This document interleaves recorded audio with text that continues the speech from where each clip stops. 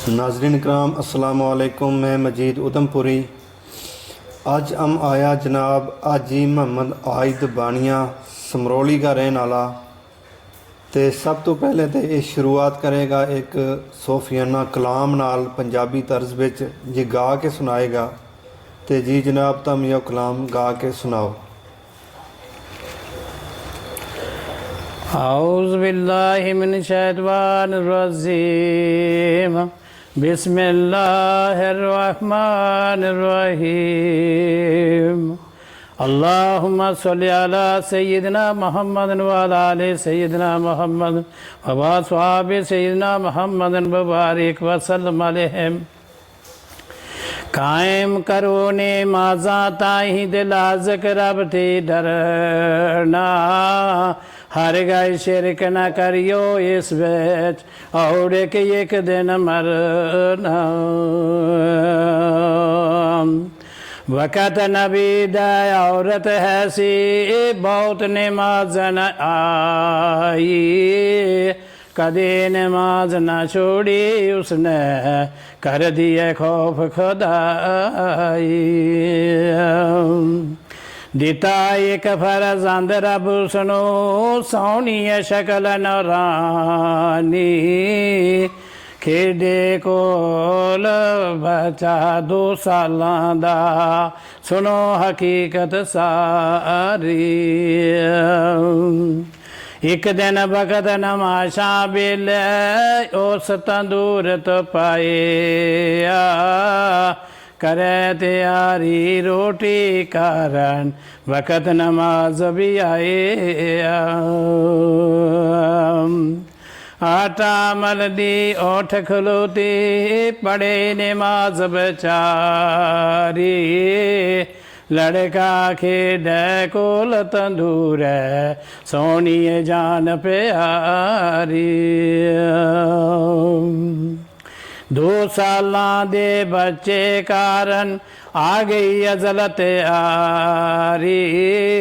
शैतान बंदा बन के आया सुनो हकीकत सारी। लड़काई पकड़ शताबी उसने बेच तंदूरे पाया। साड़न वाली आतश कोलूं रखिए बार खुदाए।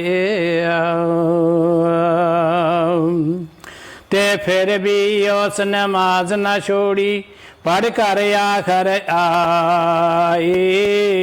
लड़का वे नजर न आया उसनो कर फरियाद सुनाई। आतफ गैबों वाजा आया आया हुक्म रिबानी। बचा तेरा बेच तंदूरे रखे आए अमन अमानी। ठंडाई बाग खलील बाग बाग अरमदा आए। लड़काए पकड़ शताबी औरत सीने नाल लगाए।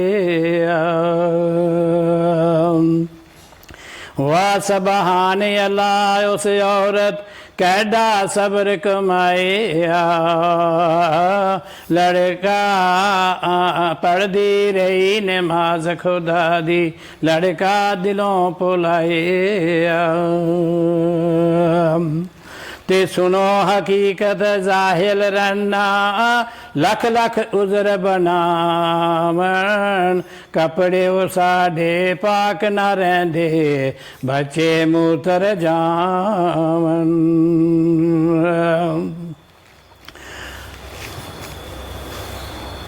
अव्वल अहमद खुदा बंद ताही दे लाख करोड़ हज़ारा।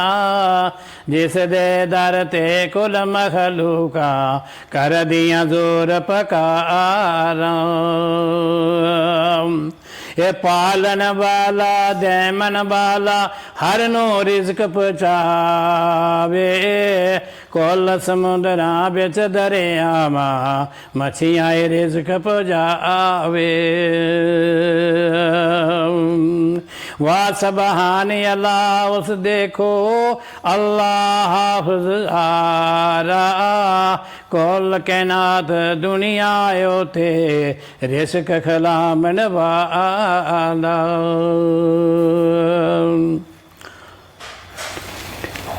कैन फको क्या जित बेले 14 तबक सवारे कैन फकूनो क्या जित बेले 14 तबक सवारे जंगी गाजी शेर बहादुर कातल कौम कफारा कप कप तेर लगा मन गजबों काफर कई हजारा ते जूसव फल गुलाब दा देखिया बाग यादन दे बेच सानी उसदा होर ना बेखिया बाग आदन दे बेच जू सब पूछे 10 ज़ुलेखा किधर गई जवानी कै ज़ुलेखा गाम तेरे ने रुड़क लई जिंदगानी जू सब पूछे 10 ज़ुलेखा कहाँ गया ओला का कै ज़ुलेखा गाम तेरे ने लौट लिया सब हासा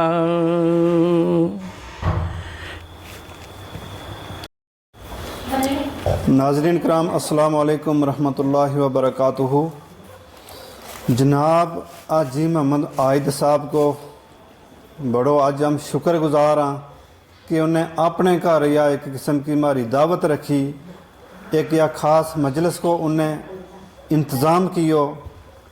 किताब हज़रत यूसुफ़ अलैहिस्सलाम की पंजाबी नज़म की सूरत में इन्हें पढ़ी सुनाई, बाकी साथी भी जरा इनके नाल बैठा इन्हें भी पढ़ी। और ये हाजी साहब कुछ चंद अशार पेश करेगा। तो जी जनाब तम जरा अशार पेश करना तमने तम पेश फरमाओ।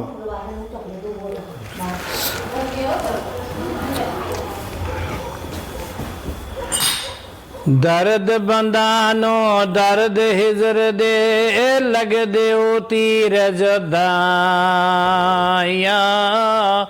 वे दर्द बंदानो दर्द हिजर दे लग दे तीर जदाया वो पुछ तो जाके सजना वे कोलो पेश जिना देओ आया पुछ तू जाके सजना वे कोलो पेश जिना देवे आया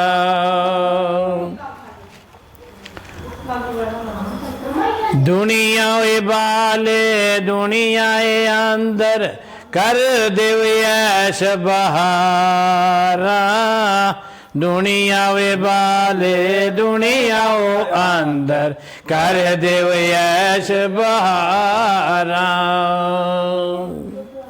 ते टुर गए जो इस दुनिया ए बेचो सूते हुए बेचो कबरा दौड़ गए जो इस दुनिया बेचो सोते हुए बेचो कबरा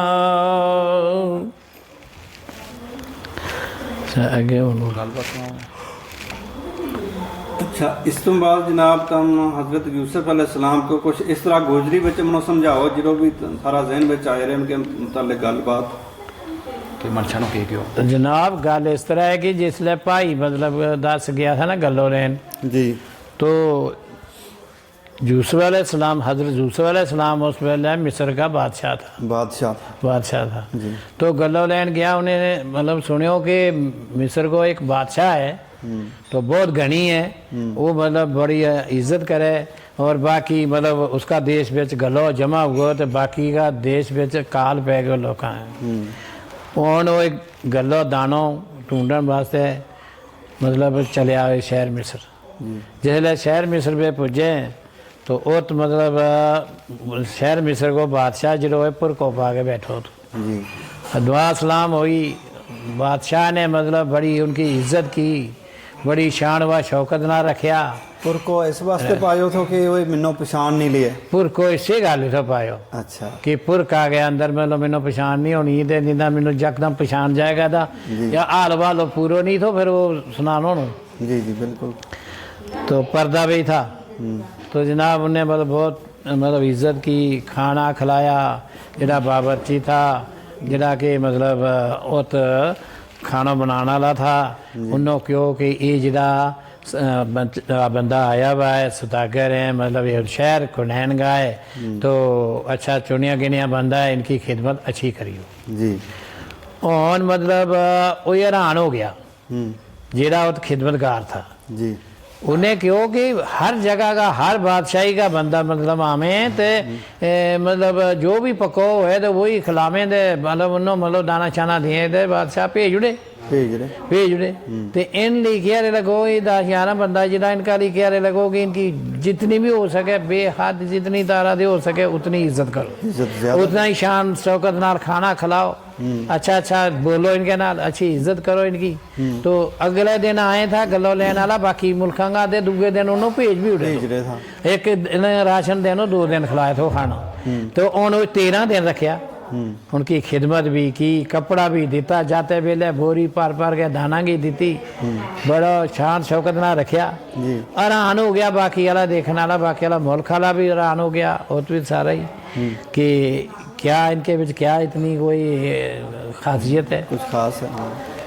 और कई लोग कहें कि ये सौदागर लोग है तो ता करे, कहीं कहें कि इनका बाप को ना हज़रत यकूब अलैहिस्सलाम है तो उसकी बाप की इज्जत करे ब्या, इनकी इज्जत नहीं, उसको ना सुन के तो इनकी ता इज्जत बोली जी।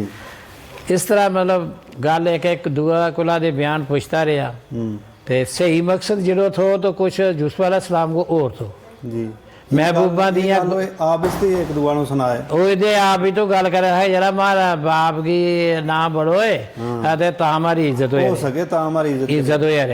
कोई कहता जरा हम इसनो ठीक ठाक लबे रखे कोई सौदागर है होरे कौन है ते ता कहीं कहीं यार इस तरह उस तरह अपनी अपना राय थारे तरस आ गयो कोई ज्यादा गरीब सही ज्यादा गरीब डिठा ते बाकी वाला लोग खरा खुरा दे हम सारा गरीब डिठा ता हमारे मारी इज्जत हो यार जी।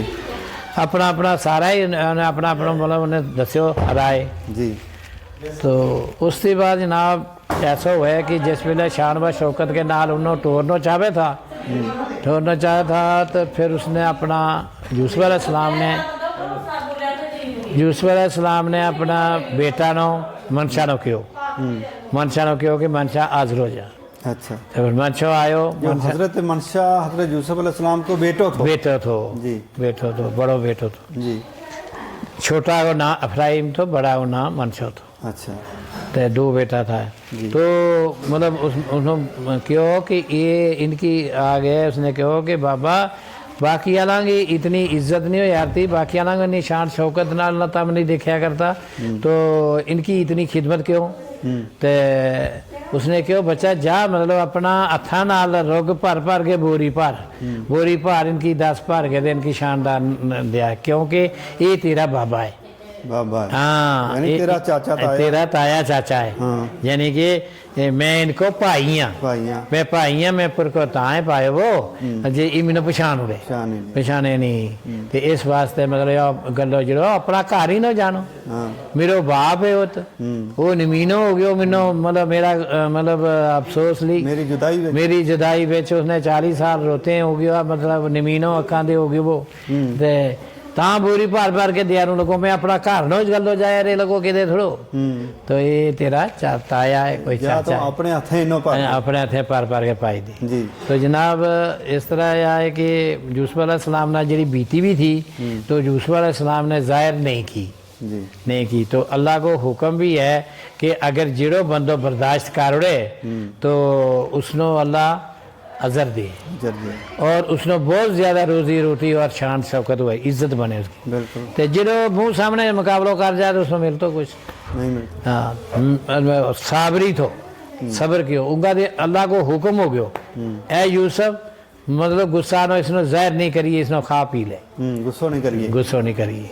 ते गुस्सो नहीं कियो ते जनाब इस गल ते वाकई गुस्सा आली है, बड़ो जुल्म कियो, बड़ो जुल्म तो कियो वो उसके ऊपर और के जुल्म तो। हाँ, मगर आज अगर जिस कदी गुस्सा पे चाहत हुआ अते शहर मिस्र को बादशाह थो ते एक एक नो मतलब फंदाड़ के मारे थो, बिल्कुल हैं उस वेले पावर थी, पावर थी उसके वाले फुल पावर थी। जिसले मतलब देश को जिकन मोदी है तो जो मर्जी कहे जो हुक्म करे वो करे लोग जी। तो इस वास्ते मतलब कि उसने फिर भी रहम कियो, अल्लाह को फरमान आयो और अल्लाह ने उसके मुल्क कैद नहीं पायो, कैद नहीं पायो, बाकी मुल्क हैं सारे कैद आ कैद हाँ काल आ गयो, दाना नहीं थोड़ा फिर उसका मुल्क में मतलब हरा भरा दाना जितना मर्जी दिए जी। तो यह है कि अल्लाह जिसनो नहीं मारे तो उसनो अल्लाह शान बख्शे, बादशाही दिए, मतलब अल्लाह नो राज़ी करनो सब दे बेहतर की, अल्लाह की मननी सब दे बेहतर है। अल्लाह का राह रास्ता पर चलनो, अल्लाह की गल्लां पर अमल करनो बड़ी अच्छी गल है। क्योंकि आम लोग जड़ा है थोड़ा फतूर बेचा जा, गुस्सा बेचा जा, एक दूसरा ना मुकाबला बेचा जा, नहीं गल इंसान जो इंसान के अंदर दिल है इस बिच मतलब थोड़ा जो इतनी होनी चाहिए कुव्वत कि गल एक दूसरा की सार लेनी, सार लेनी। नौमी महाराज सियाना कहे था नहीं, इस कहानी दे जो सबक मिले, नौमी महाराज सियाना कहे था कि जरी तरी दे सली किदे नहीं जाती, किदे नहीं जाती, मारा गुजर गया था तो वह गल सही थी, सही हाँ जी भाई कोई चीज अंदर राख उड़ी तो वह किदे नहीं जाती, है ना। यो अंदर राखड़ियो जान बुझो जे करनो टप राखड़ियो, सगलो राखड़ियो, कड़ा राखड़ियो, वो लियो दादा ने फिर आगे पूर ने भी भरते हो, पोतरा ने भी भरते हो, के बाद नस्लदार नस्ल पीढ़ी दर पीढ़ी चलती है। तो इसी गल ही कहे था भाई अनपढ़ लोग था हमारा ताई कहता कि जरी तरी दे सली किधर नहीं जाती, ते मुंह दी जिस वेले बकवास आए वो काढ़ियो, बकवास काढ़ियो तो फिर बोलो काढ़ियो पीछे गिरियो। हमने 2 लफ्ज कढ़िया, अगला ने 4 कहना, अगला ने 4 जवाब देना, तुमने 8 देना, मसलो बढ़ जाए, बढ़ गयो, मसलो बढ़ गयो जी। यह चीज़ है तो अल्लाह ताला इज्जत दिए सारा नो, अकल भी दिए सारा नो, मतलब तो ठीक है। फिर हम इसलिए कहता मतलब जो कुछ तुमने उन्हें सोचियो वो तो वह गल बात कर लियो, हम आप ही तो सारा ही जी। शुक्रिया जनाब, बड़ी अच्छी गल तुमने सुनाई है।